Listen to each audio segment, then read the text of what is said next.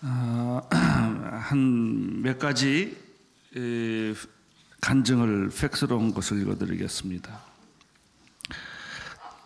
잠을 더 자고 싶은데 차를 몰고 특세를 갔습니다. 함께 가는 식구들이 있어서 이제 어느 곳에 주차를 해야 안전한지 알게 됐습니다. 그것에 주차를 했고 목사님의 은혜로운 말씀 듣고 기분이 업되어 집으로 데려가는데 눈이 내리기 시작을 했습니다. 타고 가는 차가 승합차여서 눈길에 미끄러지고 부딪힐 뻔한 아찔한 순간, 그래서 내려서 체인을 끼우는데 어느새 날이 밝았습니다. 왜 이렇게 힘드는가. 집에 도착한 후 내리면 좋으련만 손엔 기름칠되고 바지도 바닥에 무릎을 꿇어 하다 보니 젖었습니다. 그래도 아무 사고 없이 순식구들을 내려주고 집에 도착하니 피로가 몰려왔습니다. 그런데 어쩐 일입니까? 보통 때는 눈 치우는 것을 보면 모른 채 했던 내가 나도 모르게 빗자루를 들고 바닥을 쓸고 있는 게 아닙니까?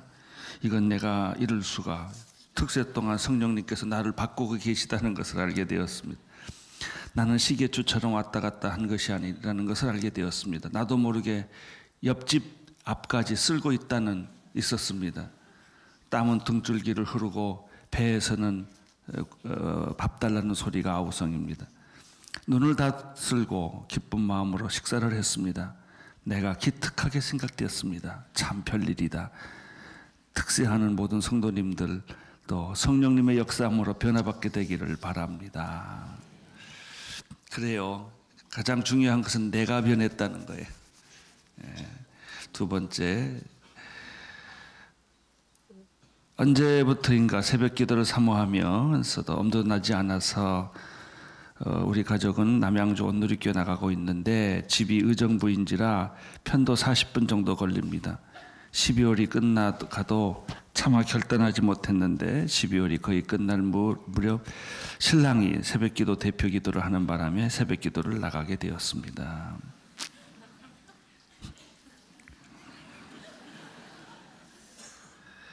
새벽에 주시는 마음이 특세를 결단하고 감람나무 목걸이를 온 가족이 걸고 1월 2일부터 특별 새벽 기도를 시작한 것입니다. 그런데 어쩌면 첫날부터 부어주시는지 방언을 사모하니 방언을 주시고 나를 받아주심을 느끼게 하시고 목감기 영 떨어지지 않아 고생하더니 끝내 실소리를 한마디 밖으로 나오기가 어찌 그리 힘들던지. 그런데 9일 입만 뻥긋거리면 찬양하고 기도했는데 다음날 더 심해진 목에도 불구하고 더 세게 기도하고 아고픈 마음을 주셨습니다. 더 높은 목소리로 아픔을 참아내며 세게 기도했더니 웬걸 실소리와 섞이는데 통증이 없어졌습니다. 우리 가족 기도 제목 중에 하나가 작은 딸입니다. 참을미를 심하게 합니다. 참 안 타면 히타를 못 켜게 하지요. 살짝만 켜도 알아차려서 작은 딸이 히터 꺼주세요 외치던 작은 딸이 이제는 히터를 켜달라는 것입니다. 할렐루야. 혹시나 하며 한 번, 두 번 완전 치유됨을 경험으로 알고 온 가족이 모두 감사드렸습니다. 오늘 새벽엔 이제 마구 부어주실 축복을 마음에 느끼며 너무나 놀랍습니다. 이런 간증입니다. 새벽 2시 방글라데시 수도 다카입니다. CGN TV 앞에서 새벽 제단을 쌓고 있습니다. 작년에는 서울에서 20일, 이곳에서 20일 새벽 기도에 참석하였습니다. 2007년도 새벽 기도 시작 때 목사님께서 하나님께서 우리에게 이렇게 기도시키는 이유가 있을 것이라고 말씀하셨습니다. 얼마나 어려운 일이 우리에게 있음 줄도 말씀하신 것을 기억합니다. 정말 나와 아내에게 기도하게 하신 선한 뜻이 있었습니다. 이번에 2006년도에 방글라데시 1만 사역자로 파송됐는데요. 아주 고생을 많이 했습니다. 아주 고생을 많이 했고 2007년도에는 아내가 위암 수술을 했습니다. 그래서 사업도 어렵고 아내도 잃을 것 같고 절망 속에서 있다가 새벽 기도를 통해서 살아났습니다. 2008년도 새벽 기도는 기쁨과 감사 속에 드리고 있습니다. 작년 7월 25일 아내 위절제 수술 3개월 후에 항암 치료 무사히 마치고 새벽 기도를 지금 같이 합니다. 그리고 이렇게 글을 썼어요. 하나님은 이 고난을 통해 믿음을 성장시키셨습니다. 이제껏 나의 믿음은 하나님을 아는 것이었습니다. 이 아는 것이 믿음인 줄 알고 교회 생활, 종교 생활을 열심히 했습니다. 그러나 어려움을 만났을 때는 아는 믿음은 무익했습니다. 아는 믿음에서 신뢰하는 믿음으로 성장시키셨습니다. 주님을 온전히 신뢰함으로 두려움과 불안에서 벗어나고 신뢰하게 하는 저에게 따르는 축복을 받으며 감사하게 살고 있습니다. 우리 다카에서 새벽기도 하시는 분, 또 CGN TV로 새벽기도 하시는 분이 여기 간증을 했는데 우리 그분들 격려의 박수 한번 해주셨으면.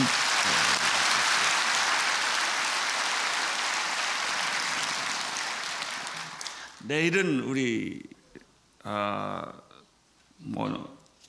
모레 이번 토요일 날에는 김성목 장로님이 오셔서 우리 아이들을 위한 특별 축복 기도회를 갖습니다. 기대해 주시고요. 또 내일은 32개 비전교회 목사님들이 오셔서 오크밸리에 가서 수련회를 우리가 합니다. 그저께는 우리 목사님들 130명이 전부 다 모여서 우리 입원하고 계시는 김중원 목사님만 빼고 다 모였어요. 그래서 1대1을 공부했습니다. 다시 우리 성도들 1대1을 잘 가르치기 위해서 우리가 다시 한번 또 재훈련을 좀 받자. 그리고 우리 교인들 가운데 1대1을 잘 하시는 평신도들을 모셔다 놓고 우리 목사님들이 배웠습니다. 또 너무 좋더라고요.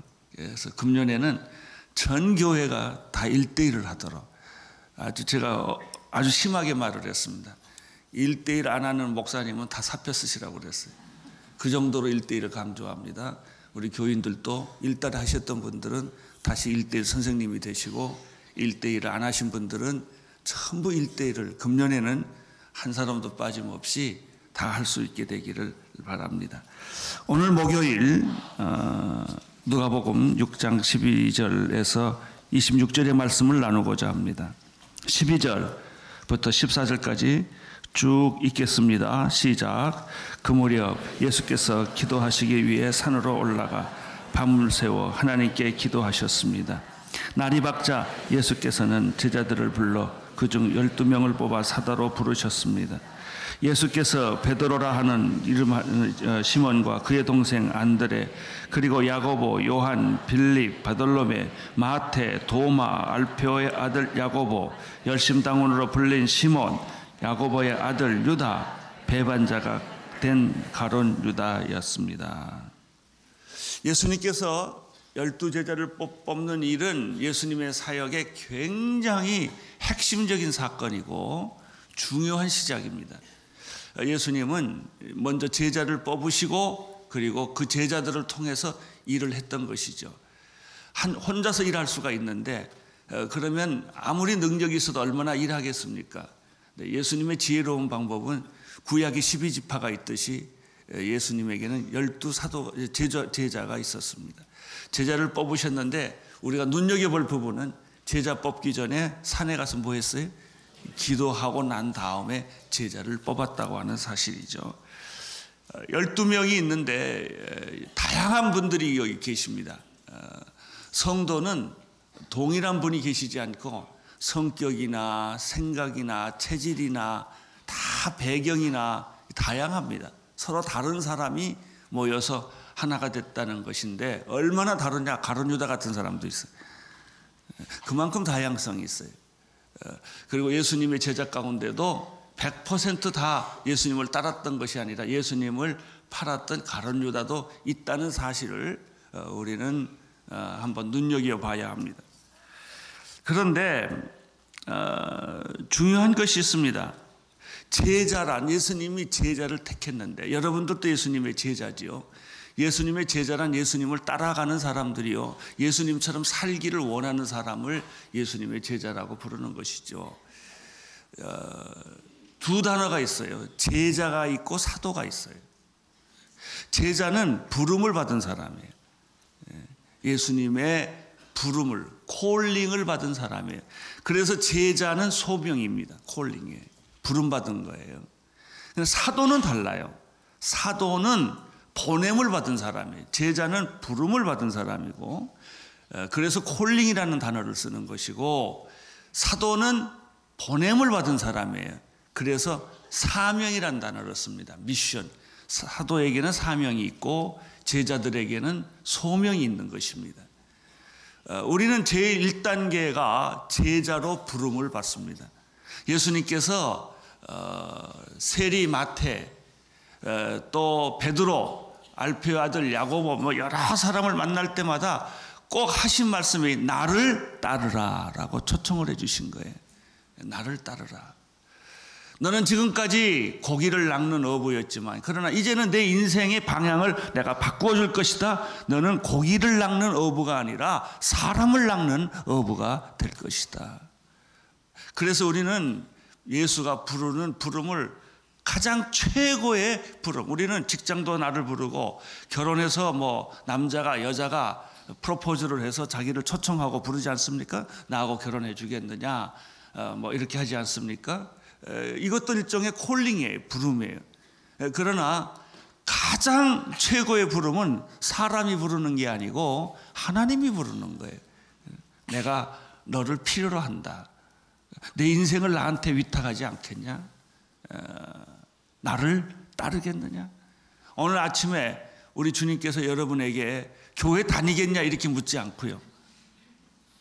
새벽기도 오겠냐 이것도 조금 질문은 되긴 해요. 그러나 예수님이 진짜 원하는 질문은 나를 따르라. 내가 내 인생 전부를 투자해서 나를 따르겠느냐. 직업을 바꿀 만큼, 내 인생을 바꿀 만큼, 내 삶을 바꿀 만큼 너는 나를 따르는 제자가 되겠느냐라고 묻는 것이죠. 이렇게 콜링이 먼저 옵니다. 나는 여러분들에게 하나님, 예수님이 다 부르셨다고 믿습니다.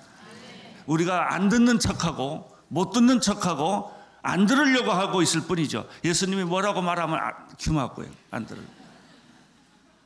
왜? 그거 들었다가는 아주 골치 아프거든. 그러나 그 소리는 계속 들리는 거예요. 나를 따르라. 나를 따르라. 나를 위해 살라. 저는 군대에서 폐병을 앓았을 때 3개월, 입원한 지 3개월 만에 그 음성을 들었어요. 내가 나의 종이 되지 않겠냐. 두려웠어요. 자신감이 없었어요. 방황했어요. 그러나 주님의 그 음성은 끊임없이 들려왔어요. 제대하고도 들려왔어요. 제가 신학교 가는 날도 얼마나 두려웠는지 몰라요. 과연 내가 신학교 가는 것이 옳은 일인가? 목사가 되는 것이 옳은 일인가? 신학과 3년 하면서도 계속 들어왔어요. 저는 신학교 3년 이렇게 했어요. 입학시험 치면서 제가 김지철 소망교회 목사님이랑 같이 시험을 같이 봤는데 떨어지면 되지. 그러고 시험 봤어요. 붙으니까 한 학기만 하면 되지. 그리고 3년을 했어요. 그만큼 두려웠어요. 자신감이 없었고요. 그런데 하나님이 저를 콜링 부르셨어요. 목사로. 여기까지 왔어요. 처음부터 그렇게 자신만만한 사람은 없어요. 다 반쯤 회의를 합니다. 반쯤 의심을 합니다. 그러나 하나님이 우리를 불렀어요. 예수님의 제자들도 마찬가지였어요. 직업을 바꾸려니 얼마나 힘들었겠습니까? 자기의 삶을 바꾸려니 얼마나 힘들었겠습니까? 그러나 우리 인생에 하나님이 나를 부르시는 콜링, 부름이 있다는 거예요. 부름이 있어야, 소명이 있어야 미션, 사명이 생기는 것입니다. 그 다음에 부르고 난 다음에, 훈련시키고 난 다음에 하나님께서 제자들을 내가 I will send you, 내가 너를 세상으로 보낸다. 사도는 보냄을 받는 사람이에요. 선교사는 보냄을 받은 사람들이에요. 이제 너는 세상 속으로 들어가라. 너는 저기 그 험한 이런 세상 속으로 선교지에 들어가서 내 이름을 영광스럽게 만들어라. 그래서 사도는 굉장히 고난이 많습니다. 제자들 사복음서는 12제자의 이야기예요. 그냥 사도는 사도행전의 이야기예요. 사도는 사도들의 이야기예요. 제자는 예수님의 제자들의 이야기예요. 이제 사복음서는 제자들의 복음이고요. 사도행전은 사도들의 복음입니다. 17절, 18절 읽겠습니다. 시작. 예수께서 제자들과 함께 산에서 내려와 평지에 서서 계셨습니다. 거기에는 제자들의 큰 무리가 있었고 또 온 유대와 예루살렘과 두로와 시도의 해안 지방에서 모여든 많은 백성이 큰 무리를 이루고 있었습니다. 18절. 그들은 예수의 말씀도 듣고 자기들의 병을 고치고자 몰려온 사람들이었습니다. 더러운 영들에게 시달리던 사람들도 있었는데 그들을 낫게 되었습니다. 그러자 사람들은 모두 예수를 만져보려고 애썼습니다. 예수에게서 능력이 나와 그들을 모두 고쳐 주었기 때문입니다. 이게 보통 교회의 진정한 모습이 이런 거예요. 귀신 들린 자도 있고 병든 자도 있고 마음 상한 자도 있고 문제가 해결 안 된 사람도 있고 문제 해결된 사람도 있고 비전을 받은 사람도 있고 제자들도 있고 사도들도 있고 여러 종류 사람들이 모여 있는 데가 공동체인데 그렇게 다양한 사람이 모여서 한 마음으로 예배 드리니 기적이죠. 그렇게 다양한 사람들이 모여서 새벽 기도하니 기적이죠. 안 싸우고 안 부딪히고 서로 조화를 이루면서 아름다운 천국을 만들어가는 것이 교회입니다. 예수님 당시에도 마찬가지였어요. 대부분의 사람들은 병 고치기를 원하는 분들이었어요. 요즘도 교회에 병 고치기를 원하는 분들이 많이 옵니다. 그게 나쁜 거 아닙니다. 좋은 겁니다. 그러다가 예수님 만나는 거예요. 내 인생의 많은 문제를 예수 만나는 동기가 되고 계기가 될 줄로 믿습니다. 장애물은 예수님을 만나는 동기와 계기가 되는 것입니다. 인간의 약점은 하나님의 강함을 경험하기 위한 동기가 되는 것이죠. 이제 이 사람들이 이렇게 모였는데 예수님께서 오늘 4가지 복, 4가지 화를 말씀하십니다. 그런데 17절에 보면은 예수님께서 제자들과 함께 산에서 내려와 평지에서 서 계셨다고 그랬죠.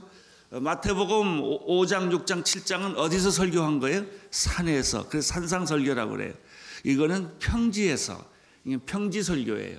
그러니까 예수님이 똑같은 주제를 가지고 어떤 때는 산에서도 얘기하시고 어떤 때는 평지에서도 얘기하셨다는 사실을 알게 됩니다. 마태복음 5장, 6장, 7장과 같은 비슷한 내용의 말씀이 산에서도 말씀하셨고 평지에서도 말씀하셨다는 사실을 알게 되는 것이죠. 먼저 예수님은 4가지 축복된 삶에 대해서 이야기를 합니다. 20절을 보십시오. 시작. 예수께서 눈을 들어 제자들을 보시며 말씀하셨습니다. 너희 가난한 사람들은 복이 있으니 하나님의 나라가 너희 것이다. 너희 지금 굶주리는 사람들은 복이 있으니 너희가 배부르게 될 것이다. 너희 지금 울고 있는 사람들은 복이 있으니 너희가 웃게 될 것이다. 인자 때문에 너희를 미워하고 배척하고 욕하고 너희 이름을 악하다 밀쳐내도 너희에게 복이 있을 것이다. 그날에는 너희가 기뻐하고 즐거워하라. 하늘에서 너희 상이 크기 때문이다. 그들의 조상들도 예언자들에게 이렇게 대했다. 4종류의 사람이 복이 있다고 말합니다. 그런데 이것은 세상에서 생각하는 복이 아니고 정반대로 세상 사람들이 불행하다고 생각하는 것, 복을 못 받았다고 생각하는 4종류의 사람이 있습니다. 그래서 우리가 자칫 잘못하면 속기 쉽습니다. 세상 따라가다 보면. 세상에서는 이걸 복이라고 말 안 하거든요. 그러니까 우리도 천국에서는 복이라고 말하는데 세상에서는 복이라고 말하지 않으니까 우리가 복을 못 받았지 않았냐 그리고 자꾸 복 달라고 그러는 거예요. 아니에요. 복을 이미 여러분에게 주어졌어요. 자, 그러면 예수님께서 말씀하시는 4가지 복은 무엇입니까? 첫째, 마음이 어떤 사람이에요? 가난한 사람. 세상에서는 마음이 부유한 사람을 복이 있다고 그래요. 많은 것을 가진 사람. 우리가 경제적으로도 돈을 많은 사람을 복받았다고 그러지 경제적으로 돈 없는 사람을 복받았다고 그러지 않거든요. 그런데 성경은 말합니다. 세상적인 그런 생각으로 축복을 말하지 말아라. 생각하지 말아라. 그런 거예요. 세상에서는 너희가 가난하다고 말할지 모르지만은 정말 천국에서는 내가 가장 복받은 사람이다 라고 복의 개념을 바꾸어 주시는 것입니다. 어떤 사람이 복받은가? 심령이 가난한 사람, 온유하고 겸손한 사람, 아무것도 나는 아니라고 말하는 사람. 이것은 다른 말로 말하면 마음의 가난은 부도난 거하고 똑같은 거예요. 사업 잘하던 사람이 부도나면 어떻게 돼요? 하루아침에 거지가 돼요. 그리고 도망 다녀요. 마음이 지극히 가난해요. 하늘을 쳐다봐도 땅을 쳐다봐도 도움이 올 때가 하나도 없어요. 부도받은 사람들. 죽고 싶은 거예요.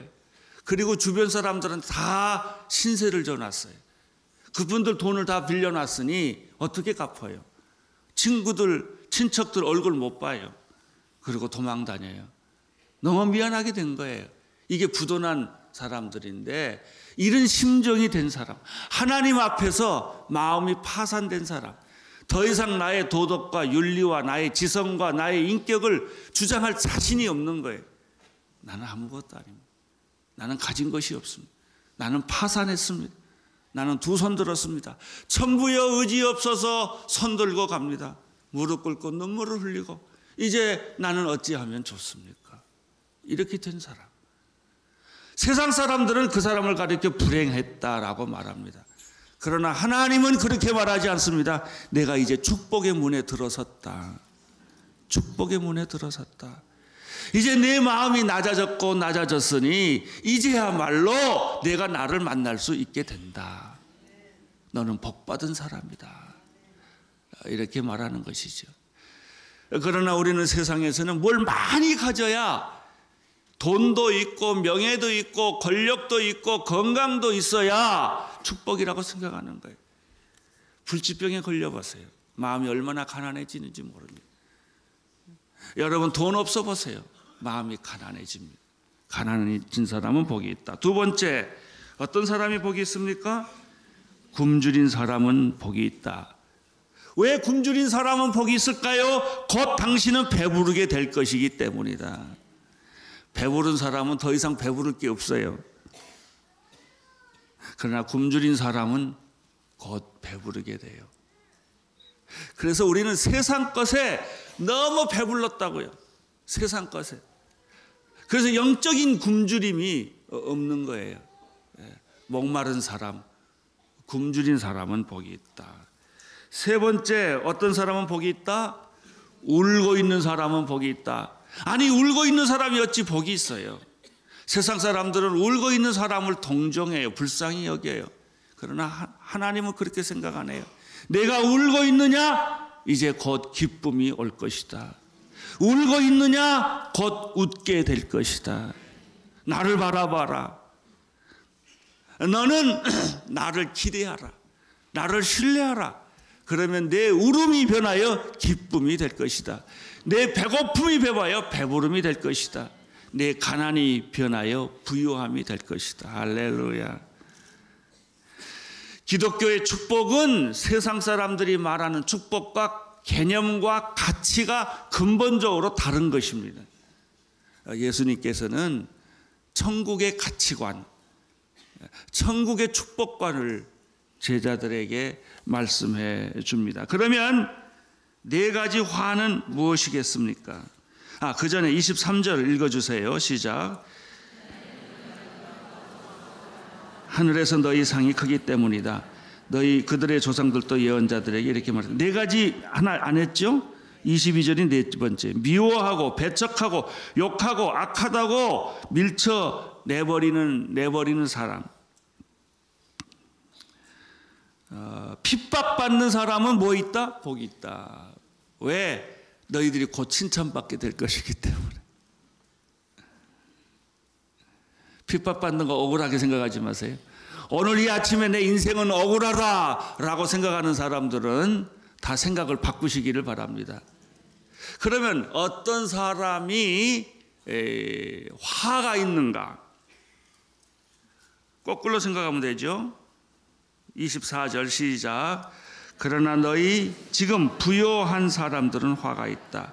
너희가 이미 너희의 위로를 다 받았기 때문이다. 너희 지금 25절 배부른 사람들은 화가 있다.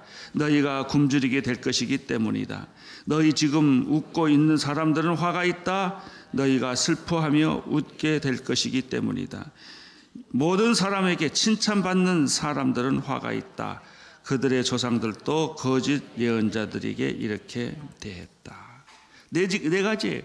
지금 부유하다고 오만한 사람들, 지금 배부르다고 만족해하는 사람들, 지금 웃고 있다고 자신감을 드러내는 사람들, 지금 칭찬받다고 승리했다고 생각하는 사람들은 조심하라 이거예요. 조심하라. 세상에 부요함과 배부름과 웃는 것과 칭찬받는 것이 영원까지 가지 않는다는 거예요. 사랑하는 온누리교회 여러분, 새벽기도 하시는 여러분, 여러분이 당하는 모든 삶의 고난과 역경과 어려움과 저주와 같은 일들을 너무 두렵게 생각하지 마세요. 그것이 곧 축복의 시작입니다. 할렐루야.